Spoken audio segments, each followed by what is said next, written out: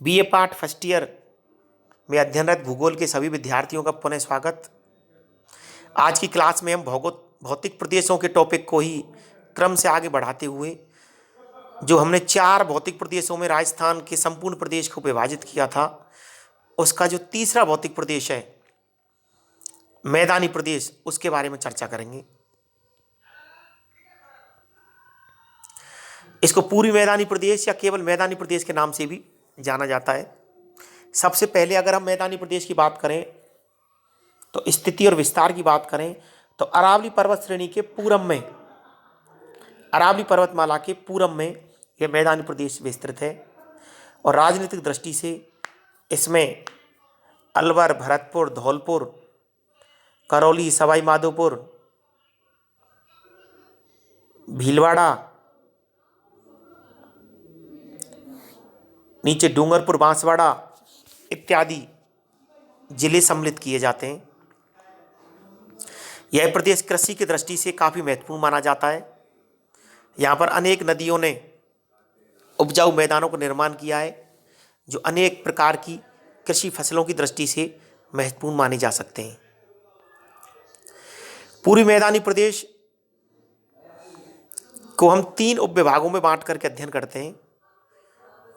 Number 1 Banganga नदी basin क्षेत्र, number 2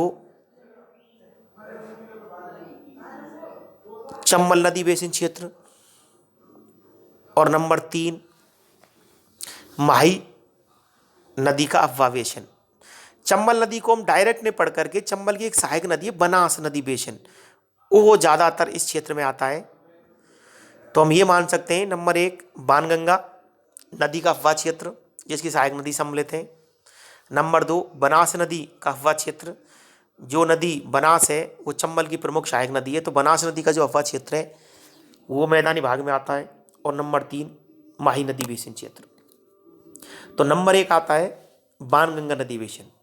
जैसा कि हम जानते हैं कि बाणगंगा नदी का उद्गम जयपुर की विराटनगर के पास से होता है और ये नदी जयपुर, दौसा, भरतपुर जिलों से बहती हुई और अंत में उत्तर प्रदेश में जाकर के यमुना में मिलती है। लेकिन पिछले कुछ सालों से घटते वर्षा औसत की वजह से यह नदी भरतपुर की सीमा में जाकर के ही विलुप्त हो जाती है।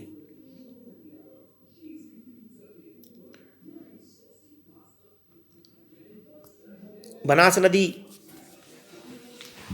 बेसिन है जो जयपुर और दौसा जिले में और भरतपुर जिले में आता है। सॉरी, बाणगंगा नदी का, बाणगंगा नदी पढ़िएगा इसको। और बाणगंगा नदी का जो क्षेत्र है उसमें रबी और खरीफ की कई फसलें उपजाई जाती हैं। दूसरा जो नदी बेसिन है बनास नदी बेसिन। बनास एक बहुत महत्वपूर्ण नदी है। इसका उद्गम राजसमंद की खमनोर की पहाड़ियों से होता है और ये वहाँ से भीलवाड़ा, टोंक में बहती हुई सवाई माधोपुर में जाकर के और चंबल में मिलती है। बनास नदी पर ही बीसलपुर बांध बना हुआ है जो जयपुर और अजमेर जैसे नगरों के लिए पेयजल का प्रमुख स्रोत है। बनास नदी बेसिन कृषि की दृष्टि से महत्वपूर्ण है।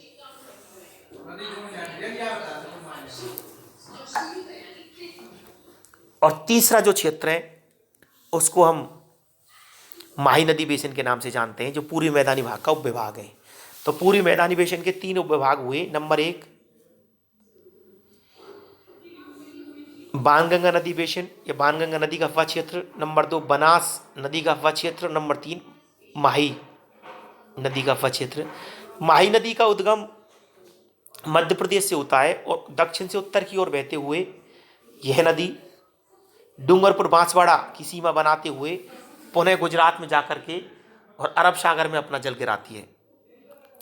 माही नदी पर माही बजाज सागर बांध बना हुआ है जिसे अमृत सरोवर कहा जाता है।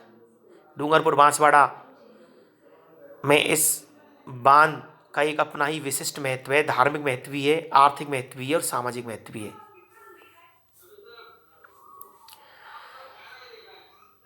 माही नदी बेसिन में अनेक प्रकार की मिट्टी पाई जाती है और कृषि की दृष्टि से यह भी महत्वपूर्ण है। कई रबी, खरीफ और नकदी फसल इस क्षेत्र में पैदा की जाती हैं। तो इस तरीके से पूर्वी मैदानी जो क्षेत्र है वो कृषि की दृष्टि से महत्वपूर्ण है। इसके तीन उपविभाग हमने पढ़े, पुनः मैं रिपीट कर रहा हूँ। नंबर 1 बाणगंगा नदी बेसिन क्षेत्र, नंबर 2 बनास नदी बेसिन क्षेत्र, नंबर 3 माही नदी बेसिन क्षेत्र। अब हम बात करते हैं ये जो पूर्वी मैदानी प्रदेश है इसका महत्व।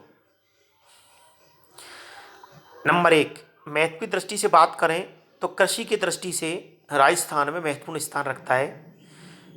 इस क्षेत्र में उत्तर से लेकर दक्षिण तक बाणगंगा नदी बेसिन, बनास नदी बेसिन, माही नदी बेसिन क्षेत्रों में अनेक प्रकार की फसलें पैदा की जाती हैं, खाद्यान्न पैदा किए जाते हैं, नकदी फसलें पैदा की जाती हैं। नंबर 2 पूर्वी मैदानी प्रदेश में अनेक औद्योगिक प्रदेश भी स्थित हैं, जैसे जयपुर, दौसा, अलवर, भिवाड़ी, कोटा। ये औद्योगिक दृष्टि से महत्वपूर्ण है। तीसरा है वन संसाधनों की दृष्टि से भी ये महत्वपूर्ण प्रदेश है। अनेक प्रकार के वन संसाधन यहाँ पर पाए जाते हैं जो महत्वपूर्ण स्थान रखते हैं। तो इस तरीके से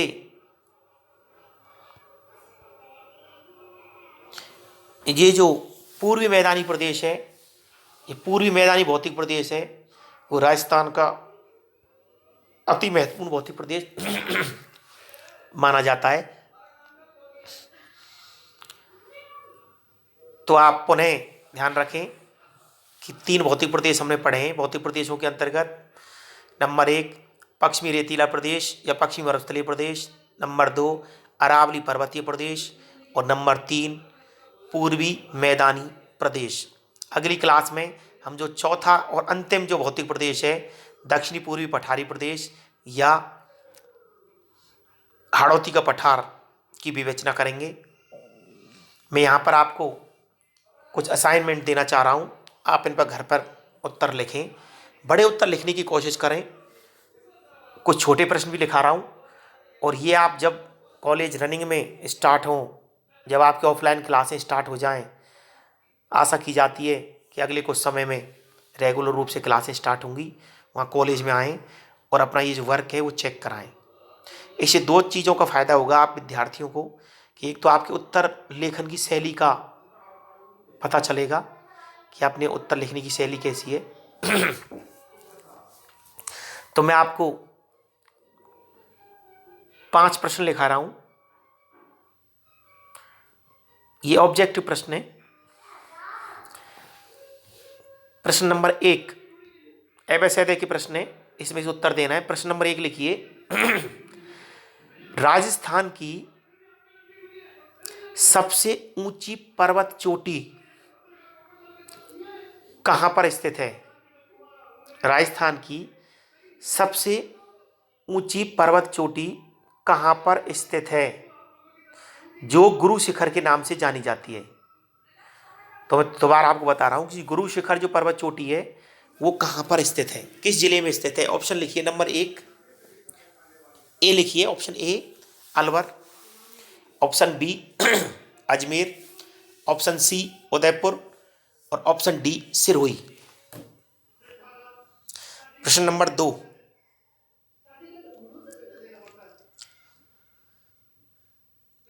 राजस्थान में अरावली पर्वत श्रेणी का विस्तार पाया जाता है। राजस्थान में अरावली पर्वत श्रेणी का विस्तार पाया जाता है। ऑप्शन ए उत्तर से दक्षिण, ऑप्शन बी पूरब से पश्चिम, ऑप्शन सी उत्तर पश्चिम से दक्षिण पूर्व और ऑप्शन डी या द कह सकते हैं उसको, उत्तर पूरब से दक्षिण पश्चिम।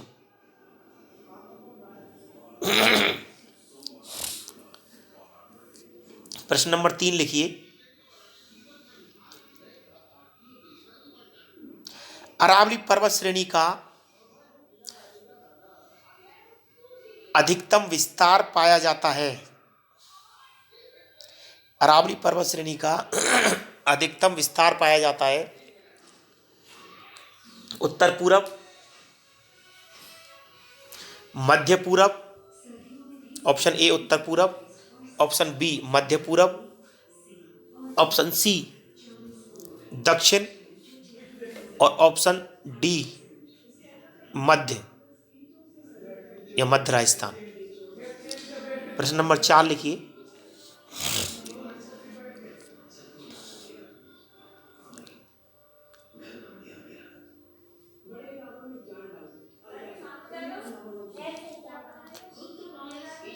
राजस्थान की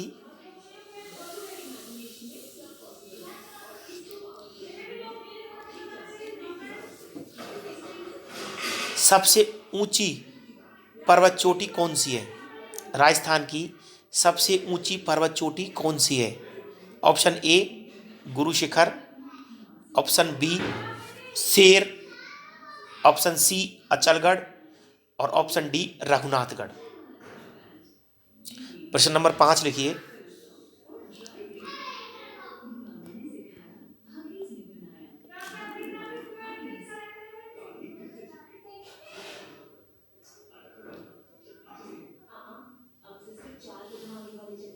बीसलपुर बांध परियोजना किस नदी पर अवस्थित है?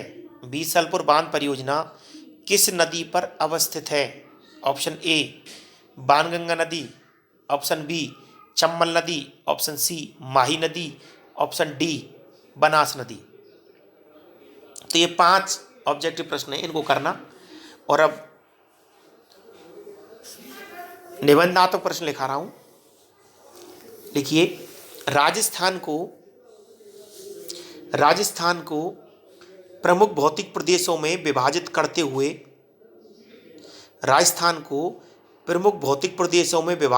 हुए अरावली पर्वतीय प्रदेश की विवेचना कीजिए। राजस्थान को प्रमुख भौतिक प्रदेशों में विभाजित करते हुए अरावली पर्वतीय प्रदेश की विस्तृत विवेचना कीजिए। ये निबंधात्मक प्रश्न है, ये आपको अपनी कॉपी से पेज निकाल करके लिखना है, डिटेल में लिखना है और इस प्रश्न को मुझे चेक कराना है जब आप कॉलेज आओ तब। आज की क्लास में इतना ही पढ़ेंगे। बहुत बहुत धन्यवाद। Thank you so much.